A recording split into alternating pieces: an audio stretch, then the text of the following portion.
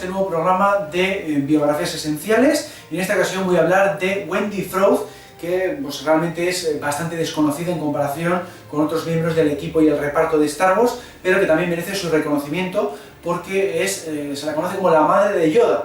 Es la que creó el títere de Yoda en el Imperio Contraataca. Y bueno, pues vamos a ver algunos datos de ella porque tampoco hay mucha información al respecto.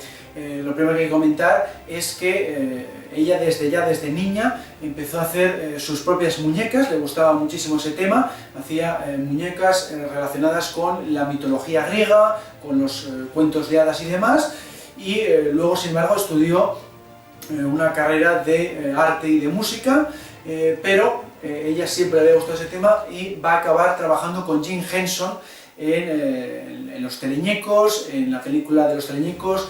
Va a trabajar también en Cristal Oscuro y en la película de Dentro del Laberinto, ¿no? Esas son, vamos a decir, sus grandes producciones, aparte de, por supuesto, El Imperio Contraataca, ¿no? Es realmente impresionante la carrera que ha tenido dentro de ese pequeño sector de los títeres y los muñecos, porque se da muy bien el manejo pues, de la cerámica y de las telas. Y su marido también se dedicaba a esto porque le conoció de hecho en el rodaje de Dentro del Laberinto, Dentro de Cristal Oscuro.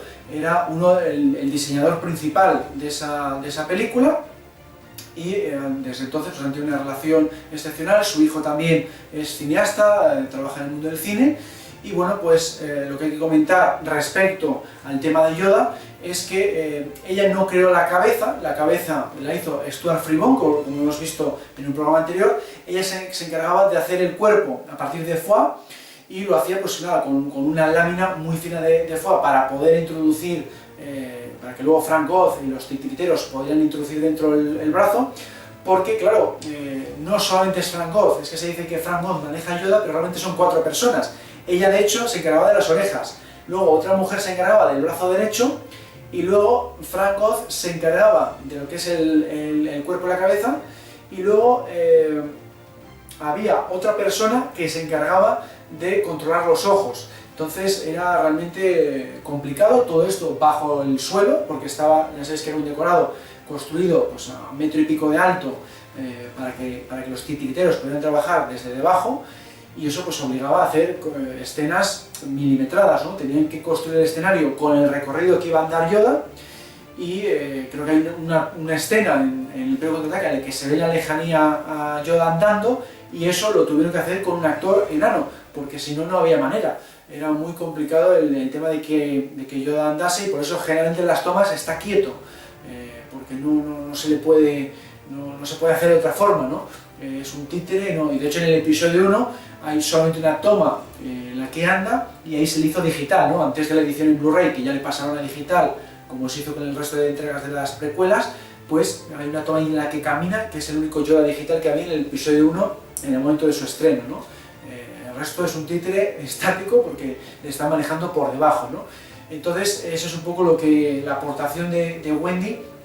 Fue es muy valorada por eso, ¿no? Porque tanto construyó el cuerpo como manejó las orejas, más luego a nivel del resto de la industria cinematográfica, pues todo el tema ese de Los Teleñecos y esas películas, Cristal Oscuro y Dentro del Laberinto. Luego se le ha preguntado pues eso, si ha querido seguir en la industria, y en los últimos años no, ni siquiera en la última serie que se ha hecho de Netflix en 2019 de Cristal Oscuro, pues no ha querido participar más allá de encargarse un poco como consultora y como diseñadora de personajes.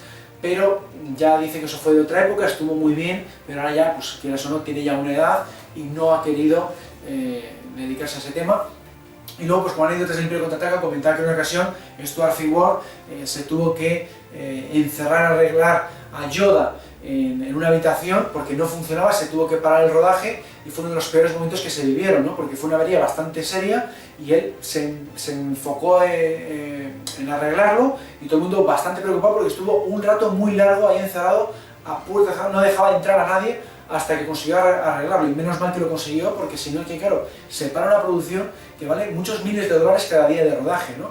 Y esos fueron los motivos por los que, como sabemos, el Imperio Contraataca se pasó de presupuesto y de tiempo. En parte fue por las escenas de Yoda, aparte de que hubo muy mal clima en el rodaje en Noruega y otro tipo de cuestiones, mucho fue el rodaje de Yoda porque costaba mucho conseguir cada escena, con Mark Hamill con un pinganillo escuchando lo que decía Frank Oz bajo el suelo, tenía interferencias de radio, etcétera, etcétera, etcétera, ¿no? Entonces dice Wendy, que estuvo ahí rodando, pues es complicado, ¿no? Y con cuanto a Mark Hamill, pues dice que se llevaba muy bien con él, era graciosísimo trabajar con él, muy campechano, muy cercano, en comparación con otras estrellas de Hollywood que igual se marchaban para casa cuando terminaba de rodar, ¿no? Él muchas veces se quedaba después a tomar unas cervezas o lo que sea, ayudaba aunque no le tocase rodar ese día, para dar igual el pie al resto de actores, era muy colaborador y muy buena persona, muy gentil.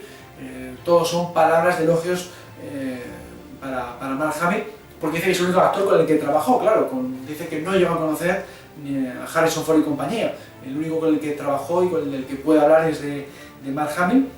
Y otro detalle a comentar, ¿por qué no se reutilizó este títere de Yoda que le costó muchísimo fabricar, que también le costó mucho a Stuart Freeborg fabricar la cabeza?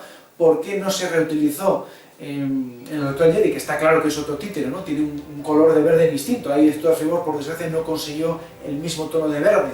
Esto fue porque, debido al rodaje dentro de la cabaña de Yoda, ya sabéis que hay una pequeña chimenea, ¿no? Pues eso, claro, el humo se fue impregnando con cada una de las tomas en la piel del títere. Entonces eso hizo imposible que luego se pudiera reutilizar para la película siguiente. Al cabo del rodaje había ennegrecido bastante el látex, ¿no?, de la cabeza. Entre eso y que a medida que lo vas utilizando pues se va deformando también el armazón interior del títere, pues no, el títere había quedado bastante, vamos a decir, distorsionado o estropeado, y tuvieron que hacer otro para la siguiente película, que también le costó horrores a Stuart Freeborg volverla a hacer, porque tienes que hacer lo más parecido posible a el títere anterior, y dicen que en esta ocasión pues no consiguieron, bueno, de hecho se ve en la película, que los ojos funcionaron tan bien como en el Imperio Contraataca. De hecho se le ve un pelín bizco a Yoda en el Retorno del Jedi, si nos fijamos mucho, porque no había manera, ¿no? Es lo que más problemas dio en el Retorno del Jedi y les obligó a repetir muchas tomas por ese tema. Afortunadamente tenía mucho menos protagonismo, pero en el Retorno del Jedi fue uno de los principales problemas, el tema de los ojos de Yoda.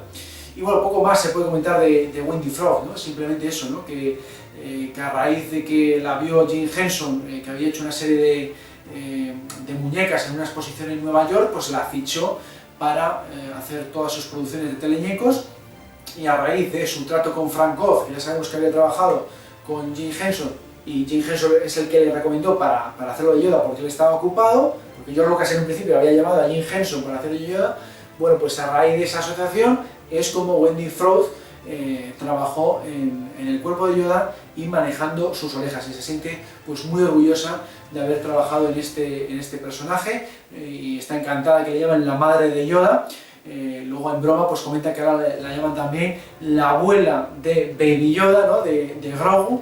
Es bastante gracioso, pero claro, es un poco así, y ella pues muy satisfecha con su pequeña contribución a la saga Star Wars. Bueno, pues con esto termino esta biografía esencial de Wendy Frog, con quien pude estar en el pasado Festival Literario de Celsius 232, y por eso pues he podido recopilar algunos datos más aparte de los poquitos que hay en internet. Espero que os haya gustado y nos seguimos viendo en Talleres Skywalker.